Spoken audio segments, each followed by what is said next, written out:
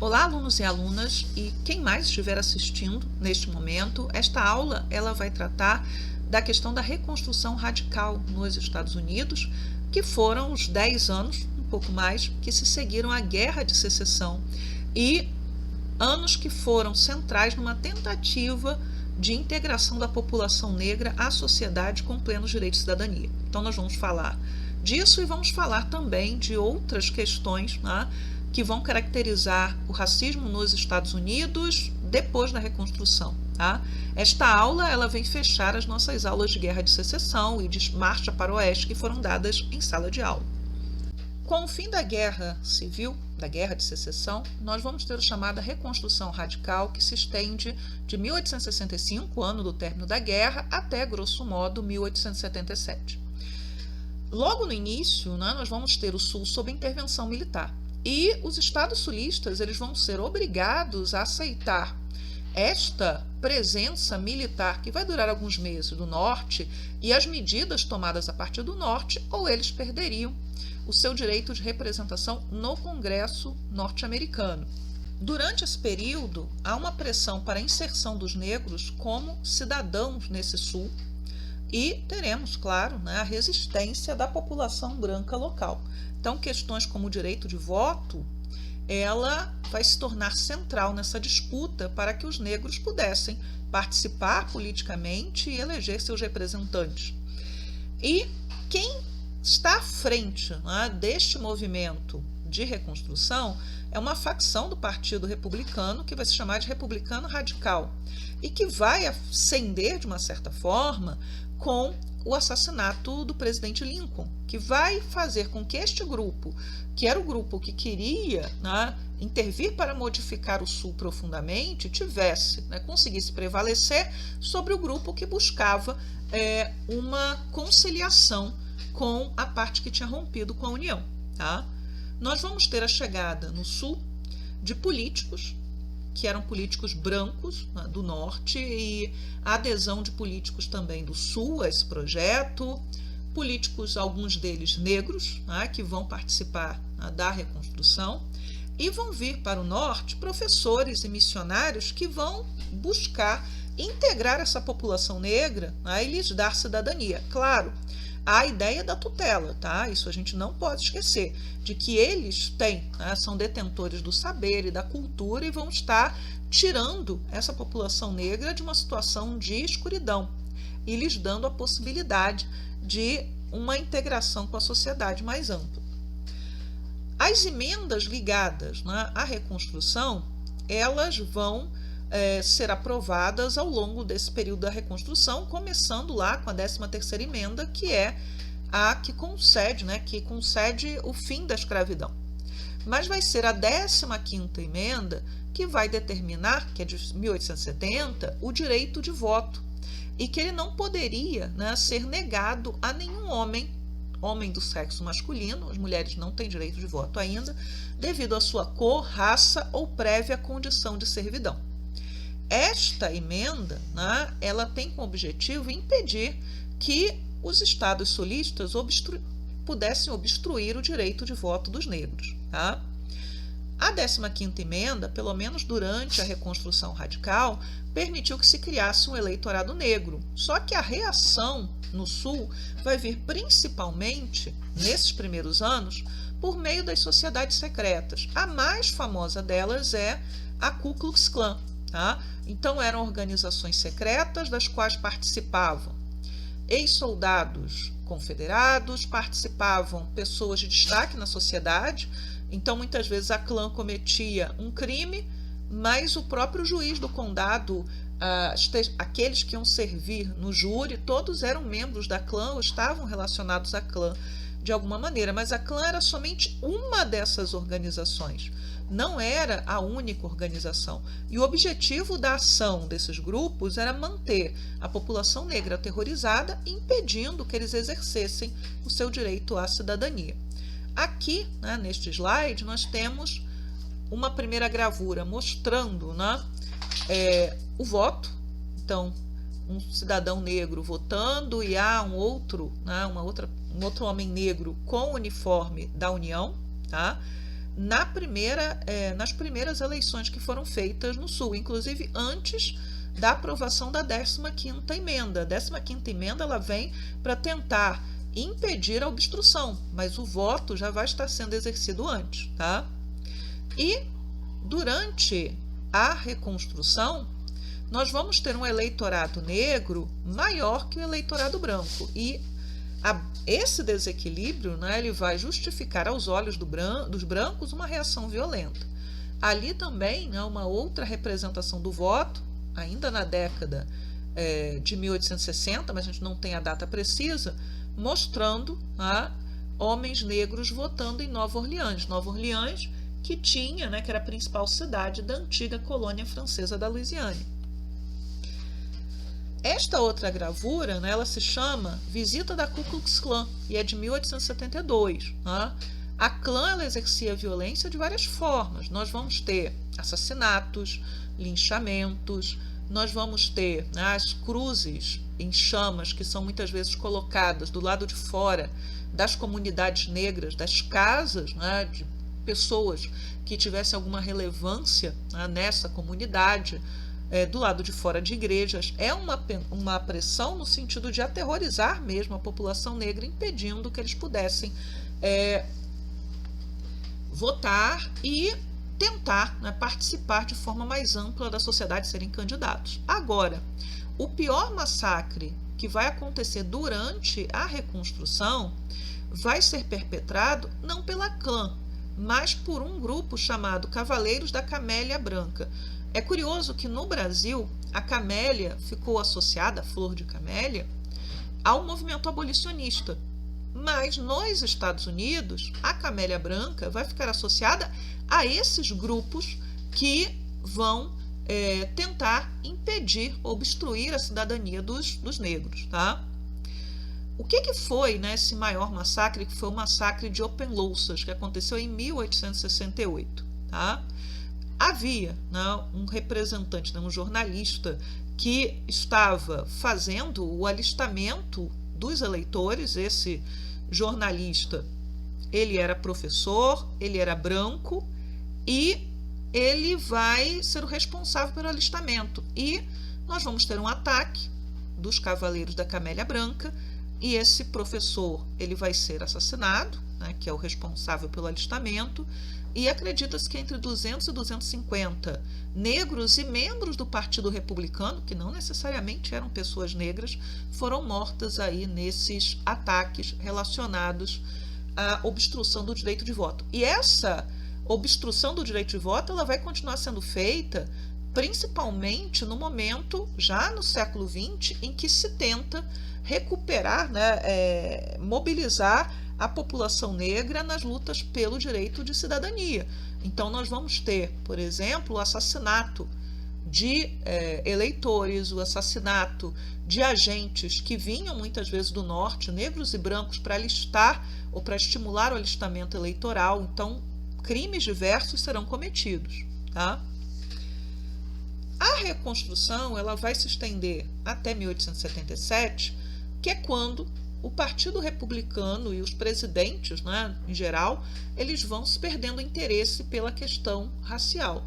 A partir do momento, né, que a integração dos negros deixa de ser uma questão central para o Partido Republicano e para grupos, né, que estavam mobilizados, o sonho da integração, a ideia de integrar os cidadãos negros, ela vai ficar abandonada. Então, o que vai acontecer?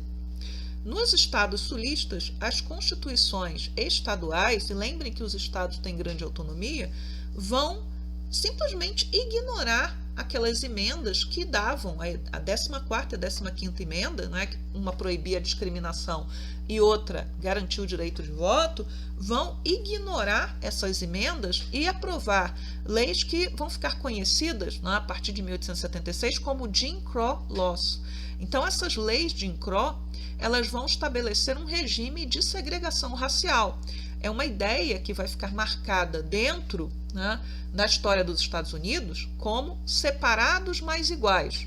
Nós vamos ter escolas para negros, escolas para brancos, hospitais para negros, hospitais para brancos, praias, piscinas para negros e para brancos.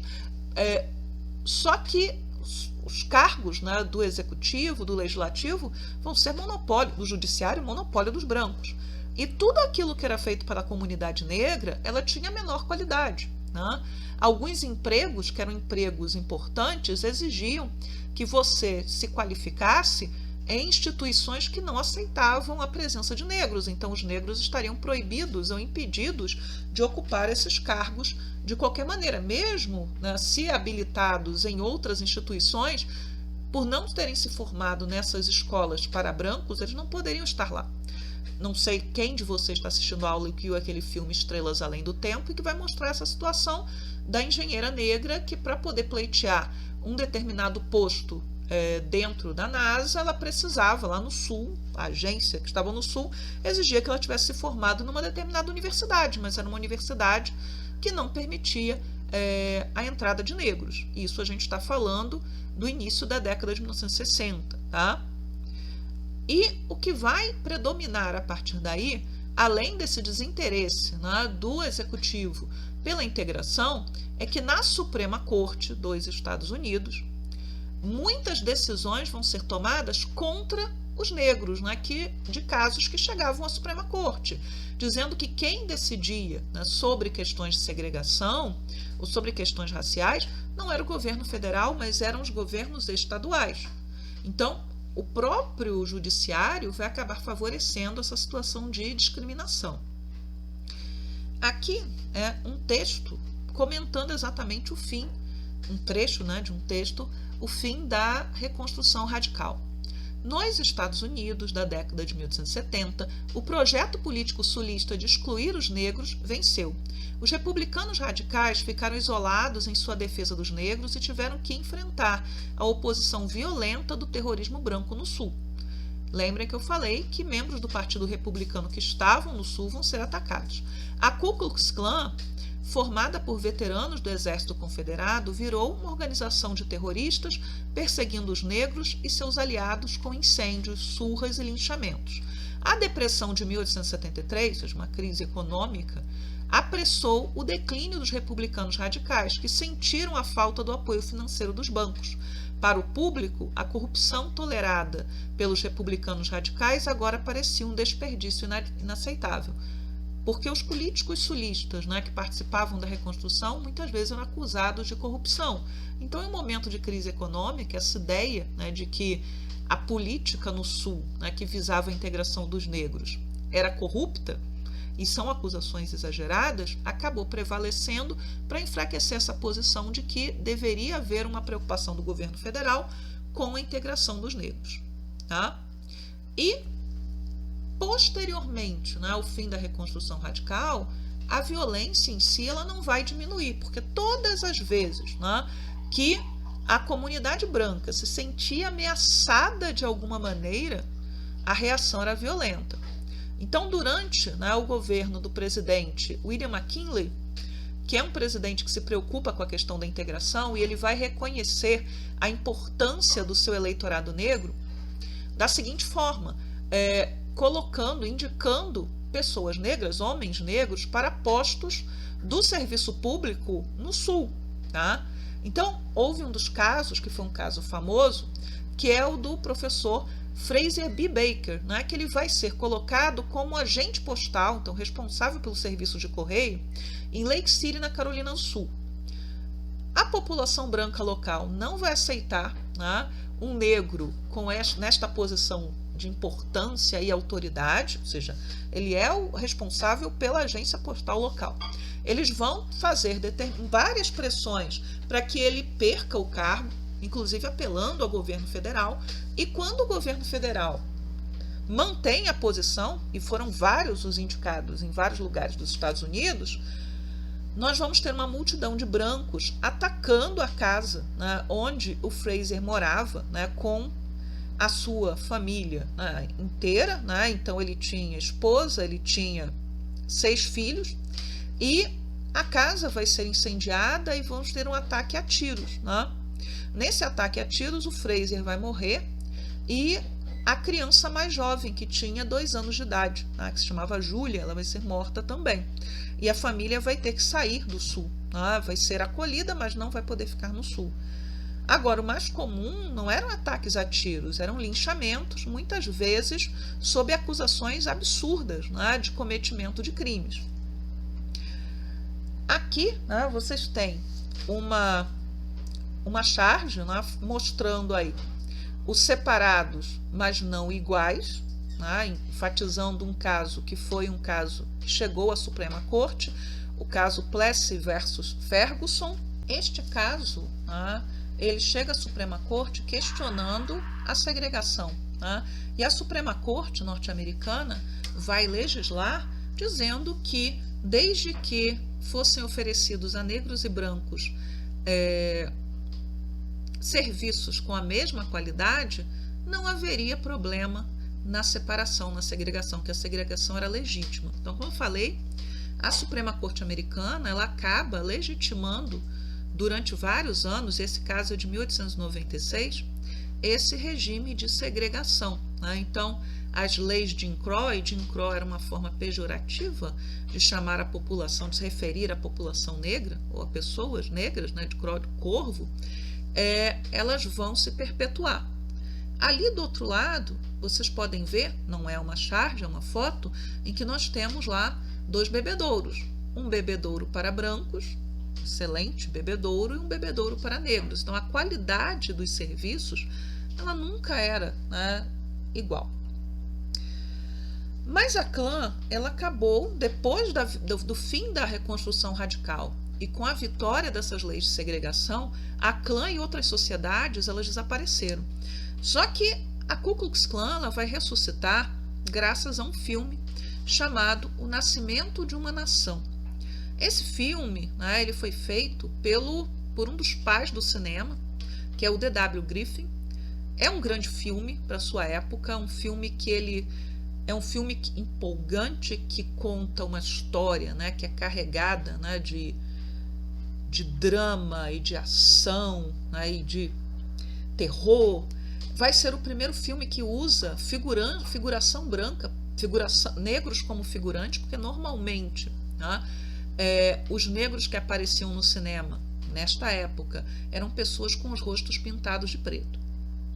Esse filme, que é baseado no livro The Klansman de 1905, ele fez tanto sucesso, tanto sucesso, que ele era exibido em igrejas, ele era exibido em estádios de esporte, e o dinheiro vai ser arrecadado para a Klan. Então, o Griffin, e depois ele diz que se arrepende disso, ele vai fazer um filme chamado Intolerância em 1917 para se desculpar pelo nascimento de uma nação, de que não era a intenção dele ressuscitar a Klan, mas o estrago já tinha sido feito. Tá? E o Nascimento de uma Nação, ele já apareceu em vestibular, e aqui eu trouxe a questão para vocês verem, uma questão da UERJ, da Universidade Estadual do Rio de Janeiro, de 2020, tá? Usando as mesmas imagens que eu utilizei ali no slide. O filme Nascimento de uma Nação, lançado em 1915, foi baseado no livro The Klansman, publicado em 1905, de autoria do reverendo Thomas Dixon.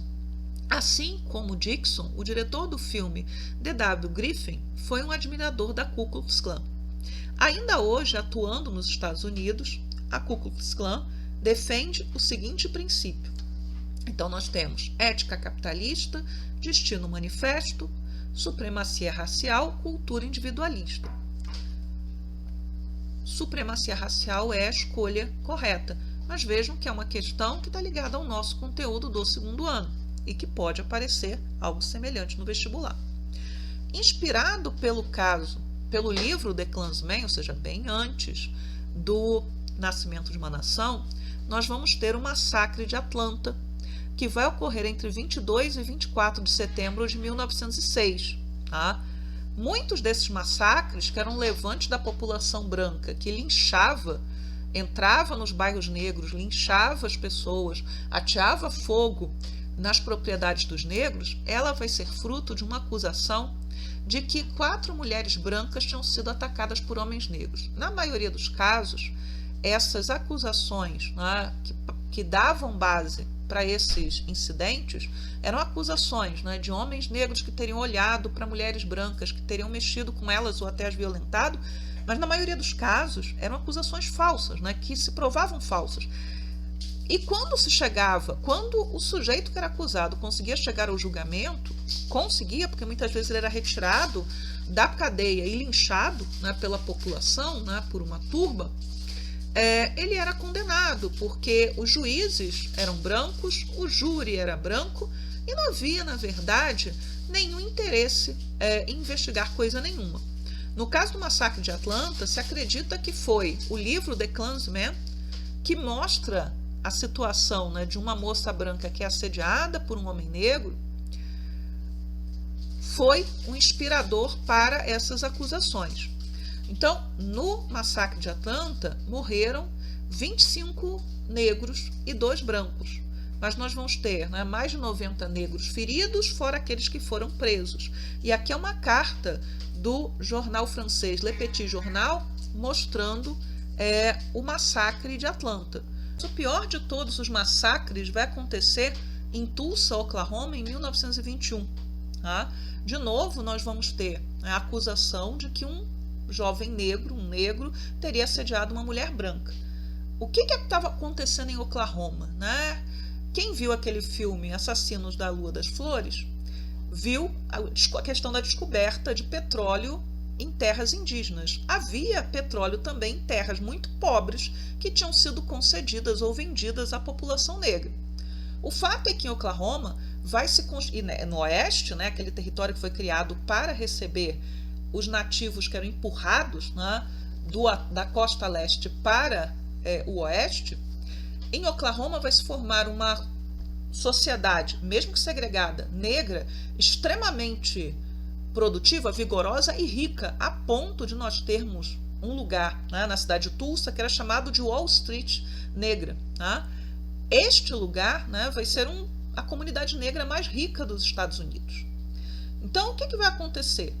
Depois dessa acusação de que um jovem negro tinha assediado uma mulher branca, a comunidade vai ser atacada, 35 quarteirões vão ser devastados, inclusive com o uso de aviões particulares que vão bombardear essa parte da cidade. O massacre, né, ele ficou fora da maioria dos livros de história dos Estados Unidos até o século XXI, quando a gente vai ter estudos sobre eles. Então, oficialmente, só houve 26 mortos. A Cruz Vermelha se negou, inclusive, a passar dados sobre feridos e mortos. Mas o fato é que se estima, né, que pelo menos 300 pessoas podem ter sido mortas aí, fora a destruição de propriedade privada, tá? E 800 negros ficaram feridos e mais de 6 mil negros foram mortos. Então, eles foram culpabilizados a comunidade foi culpabilizada coletivamente por um suposto crime. Tá?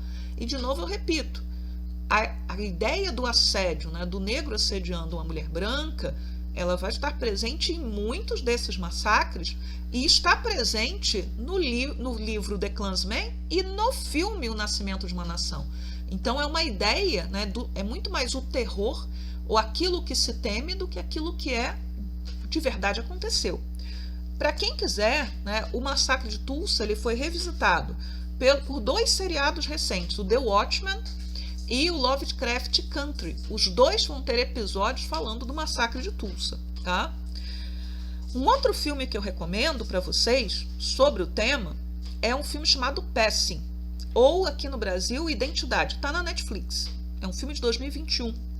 Este filme ele vai mostrar, né, vai ter como protagonista, ele é baseado num livro de 1929, como protagonistas mulheres que, por serem negras muito claras, de pele muito clara, elas fingem ser mulheres brancas. Então, a maioria dos estados do sul tinha leis que proibiam casamentos interraciais. Então, pessoas brancas e pessoas negras não podiam casar, isso dava cadeia. Era equiparado em alguns países a crimes como sexo com animais. Ou seja, a lei que proibia era do mesmo tipo, era na mesma linha. Né? Ou que penalizava as pessoas da comunidade LGBT. Então, eram considerados crimes abomináveis. E algumas pessoas que fenotipicamente eram brancas, então pessoas de pele clara, olhos azuis, olhos verdes, cabelo que poderia ser alisado ou não, elas fingiam ser pessoas brancas para poderem gozar de privilégios que eram concedidos aos brancos. Pessoas que viviam, como nesse filme vai mostrar, em situação de medo permanente de que a sua identidade pudesse ser revelada. E essa história de pessoas que se passavam por brancas, ela não vai acontecer somente no sul, ela acontece também no norte, porque ainda que nos estados do norte e os estados do oeste não houvessem leis de segregação, muitas vezes a segregação ela existia na prática, tá? Então é um filme que eu recomendo para vocês, é uma questão importante e às vezes aparecem artigos de jornal em inglês, né? Falando de pessoas que descobrem que sua avó, sua bisavó, eram pessoas negras se passando por brancas. Então mulheres que nunca tomavam sol, que usavam maquiagem, né, pó de arroz, etc., se maquiavam com muito cuidado para que qualquer possibilidade de identificação, né, de que ela não era branca, pudessem vir à tona. Agora, a genética, que é algo que a maioria dessas pessoas desconhecia na época, que era uma ciência nova no início do século XX, a genética pode trair uma pessoa, né, mesmo que você tenha seja lá, né, tem pouquíssimo sangue negro, para usar o termo que eles usavam, né, de uma gota de sangue negro bastava para que você fosse negro, você pode ter uma criança que tenha traços negros que sejam indiscutíveis. Então havia um terror permanente por parte dessas pessoas de que sua identidade pudesse ser exposta, tá? Os negros, eles nunca se curvaram à segregação, nós vamos ter sempre resistência, mas a maior visibilidade do movimento negro pelos direitos civis, ela vem na década de 1950, com vários boicotes que vão ser feitos em cidades do sul, né, em que, começando com Rosa Parks, que era uma costureira negra que se recusa a ceder o lugar, né, para um homem branco, porque os ônibus eram segregados, os negros tinham que sentar atrás, os brancos sentavam na frente, que se por acaso faltasse lugar para os brancos, os negros deveriam levantar. Então a Rosa Parks já era uma mulher de mais de 40 anos, vindo do trabalho, e um homem branco exige que ela lhe ceda o lugar, ela se recusa e ela acaba sendo presa. Ela não vai ser a única mulher negra a se recusar a ser presa por causa disso, mas ela vai ser uma mulher que, por conta da sua respeitabilidade na comunidade negra, ela vai ser usada como propaganda e vai participar ativamente do movimento. E esse movimento ele vai crescendo até que nós temos a Lei dos Direitos Civis de 1964, que proíbe as leis de Jim Crow, que acaba oficialmente com essas leis de Jim Crow e estabelece que ninguém pode ser discriminado por sua cor, sexo, religião, origem nacional, e que qualquer barreira, né, imposta por conta do fator raça ou desses outros fatores, ela era ilegal. É uma lei que parte do governo federal. O governo federal vai de novo intervir no sul, tá? Governo Kennedy e depois o governo que vem depois, o Lyndon Johnson. E por fim, em 1965, 100 anos depois do fim da Guerra Civil, nós vamos ter a Lei do Direito de Voto. Essa lei, ela vai dizer que nenhum cidadão negro, homem ou mulher, poderia ser obstruído no seu direito de votar. Até hoje, né, nós vamos ter resistência e manobras judiciais ou legislativas para tentar impedir população negra ou população mais pobre de votar. Inclusive, né, essas questões estão sendo discutidas nesse momento, tá, nos Estados Unidos, porque nós estamos em ano eleitoral, é ano de eleição presidencial, tá? Nós vamos ter, claro, os supremacistas brancos resistindo e, por exemplo, Martin Luther King, que vê aqui nessa foto da marcha, né, do lado da mulher que está com a roupa mais clara, Martin Luther King vai ser assassinado. Malcolm X, que é outro líder negro importante da década de 1960, mas eles são diferentes porque o Luther King ele defendia uma campanha de luta pacifista, o Malcolm X já era a favor de um confronto, eles serão assassinados. Brancos que participam do movimento pelos direitos civis ou que estão em posições em que eles podem fazer avançar no legislativo os pleitos dos brancos também vão ser, né, assassinados. Isso no final dos anos 1960. E a gente vai ter que esperar o século XXI para que os Estados Unidos tivessem seu primeiro presidente negro, que é o Barack Obama, que vai sofrer forte perseguição, né? Não vai ser fácil a presidência do Obama, não.